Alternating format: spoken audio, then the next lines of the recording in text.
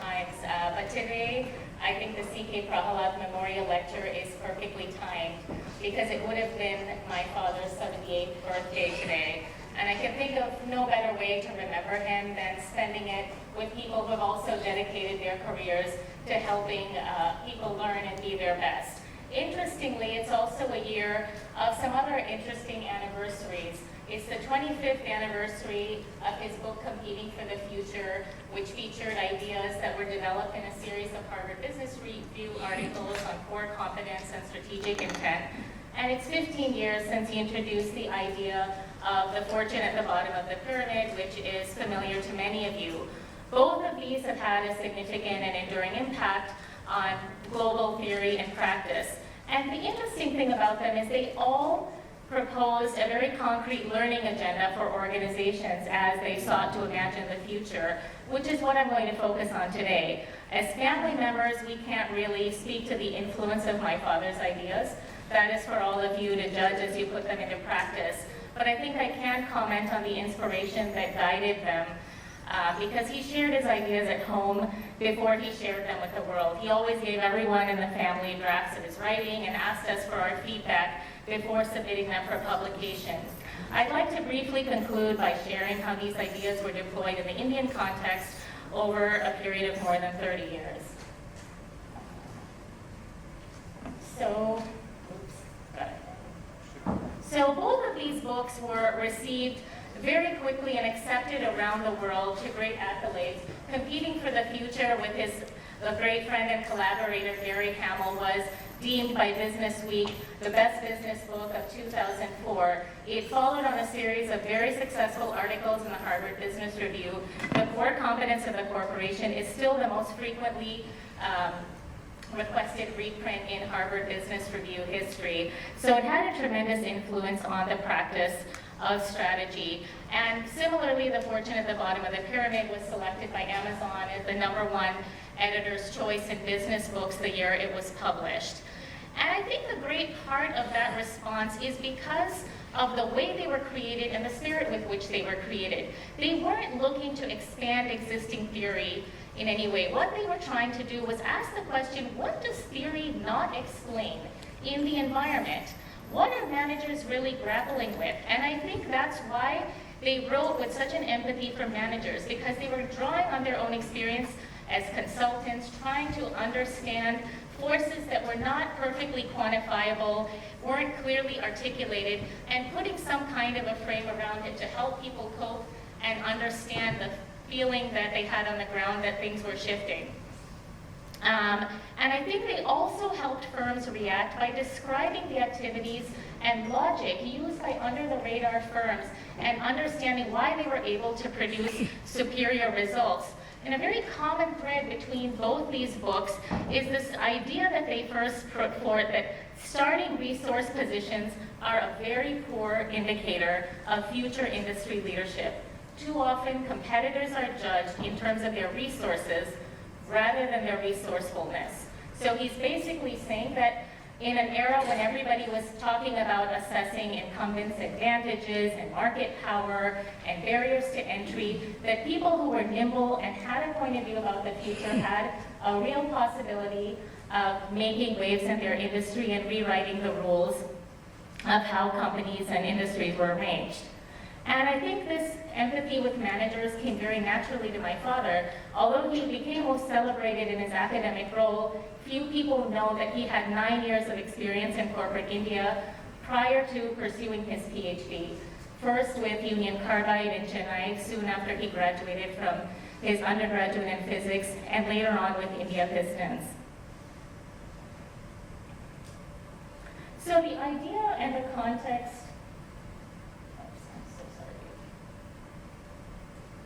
and you can see that over time, these ideas had staying power. And I put up this that he was later, in 2007, created Waves as the first Indian to become the #1 ranked management thinker in the world by Thinkers 50. And I put this up not to brag, but it's just kind of funny because if you look at who is number 20 that year, it's Donald Trump. So with a great effort, I'm going to restrain myself from further comment. And he was also topped the list in 2009. I'm so sorry, I should be able to master, as someone who writes about usability, I should be able to figure out how to use the clicker. So to give a little bit of context of how the core competence ideas evolved, the context for industry was very eerily familiar. There were a lot of restructuring, headcount reduction, a fear of new technologies, and a lack of understanding of how to deal with new global competitors. And the questions they really posed were simple. You know, are resources endowed, or can they be created? How do you develop a point of view about the future? How can organizations commit to building new skills? And I think that they had a very simple premise for the book. The book was intended to help managers imagine the future, and having imagined it, help them actually create it. And I think there are 4 key points that they talked about. That strategy isn't a battle for resources. Strategy begins with a battle for having a future point of view about how the industry is going and committing resources to making sure those capabilities can be built. They also said efficiency was necessary but not sufficient, and imagination was the most important asset that an organization possessed. They had an explicit rejection of purely short-term financial metrics because he said the focus of managers always had to be on the future. And the very interesting point, I think especially today in kind of the winner-take-all point of view, is that they basically said, use art as a metaphor. There isn't one goal that every organization has to race toward. They used art and said there were many different artists who had very different aesthetics, who had different attributes. All of them were respected, all of them were imitated, all of them were financially successful, and that would be the case with business as well. There could be as many winners as there were players, because as a manager, you had the power and the responsibility to dictate a point of view and empower people around it.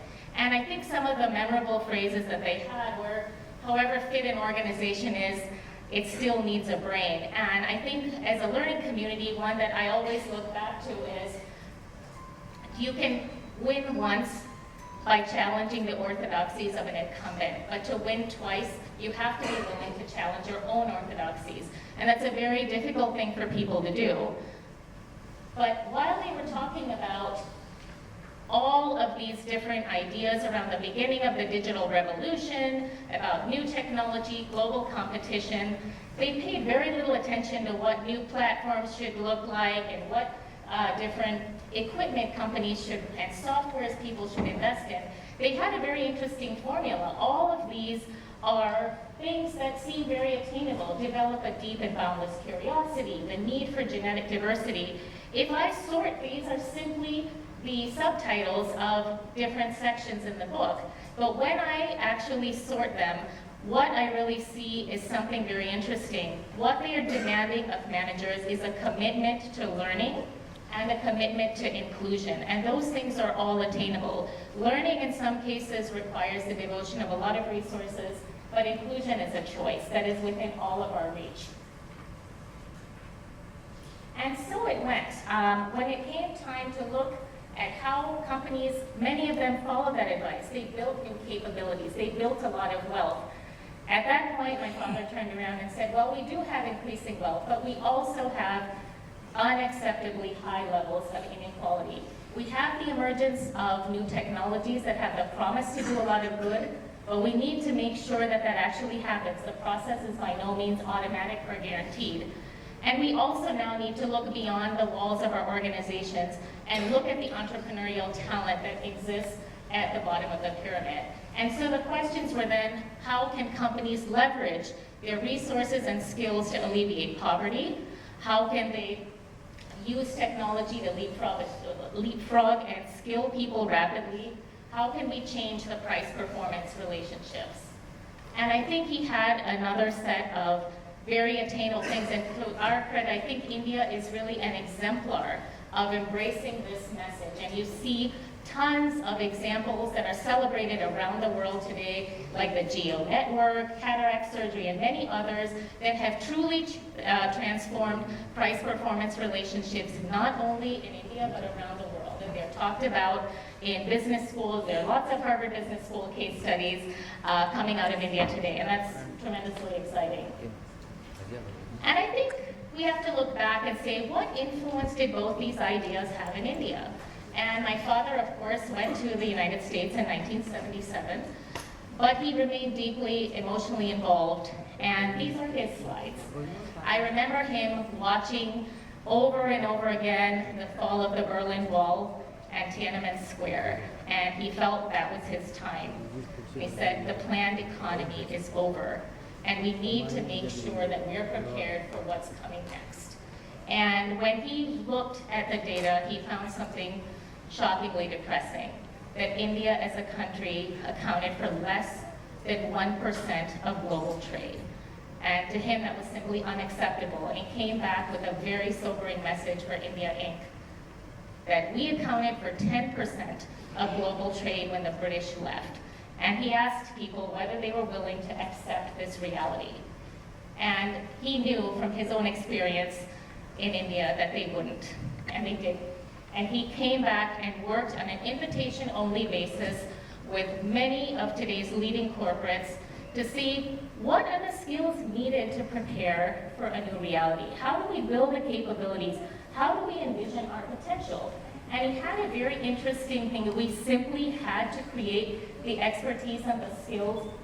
As he said, with the populations that places like India and China had, there's only a small handful of countries that India could be among, where you had, you could go from a world scale domestic market, you could actually grow into a global brand. If we did that, and they identified sectors and worked year on year. And he made a very clear statement in this paper that was submitted to a small group of executives and later published by the Rajiv Gandhi Foundation, saying that the strategic intent of India had to be among the, at least the top 6 global economies, way back then. And the timeline is stamped there. And I think I'm very proud to say that people took his message to heart.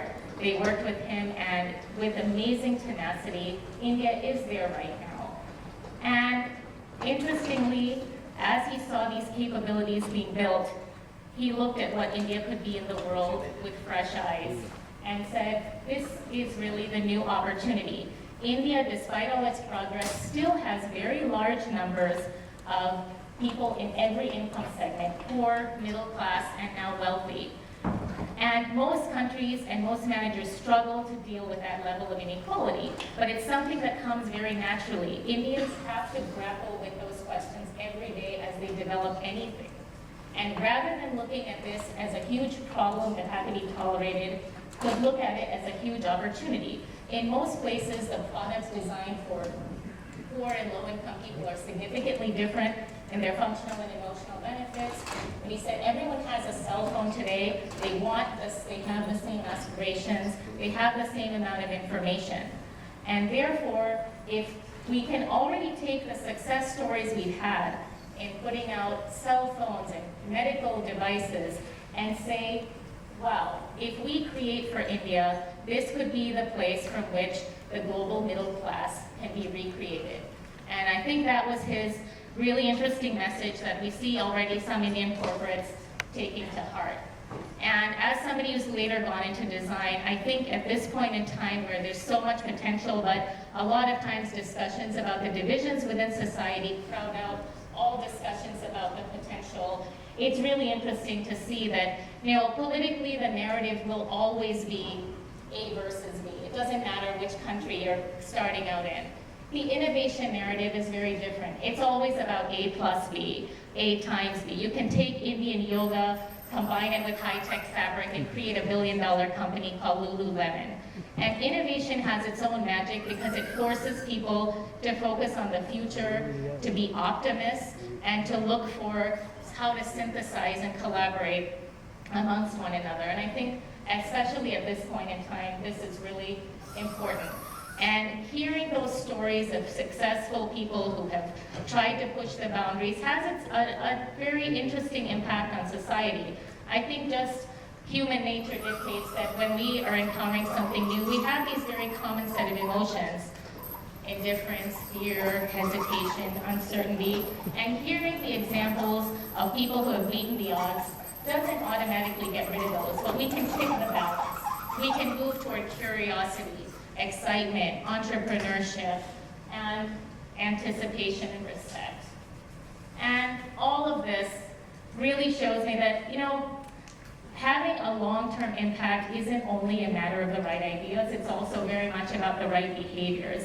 And I think his consistent willingness to engage with people, I've been a beneficiary in my life. I remember I showed my father a short 2-page memo I had written when I was pitching a consulting project, and I always got responses like this: "Dear Deepa, I'm pleased with your perspective," followed with tons of questions, a drawing, things I had to fill in.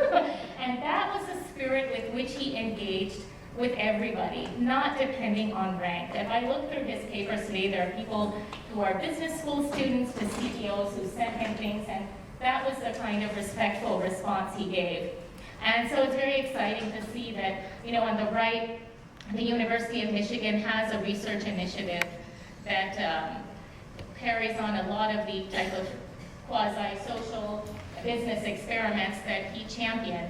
And you see a group of women who came to rural Tamil Nadu and spent a month here, and they were so enamored with India that they came and did their presentation in saris. And that's the kind of impact that was unimaginable when we were growing up in the US, and I'm very proud to see happening more and more these days. And I think he always was very much excited with this radical notion that entrepreneurs were the freedom fighters of the modern age. He basically said, you can fight politically, you can get gains, you can get legal protections, but it's really only entrepreneurs who can create the means for people to live out and reach for their aspirations. And so I'd like to leave you with that thought as learning professionals, that I'm sure the role you play might be even much wider than what is commonly believed. And I think if we look at the past 30 years in India, there's a lot of evidence of that we can all take pride in. And looking forward to your questions and a great discussion with Neeraj and Kumar.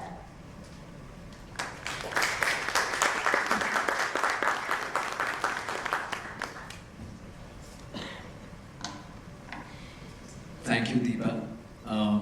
We have a small video clip, which I ideally should have played before your presentation. I'm sorry, I was just in a little bit of a rush.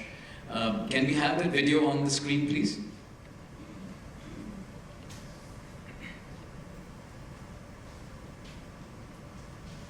So whilst they're getting that up, I wasn't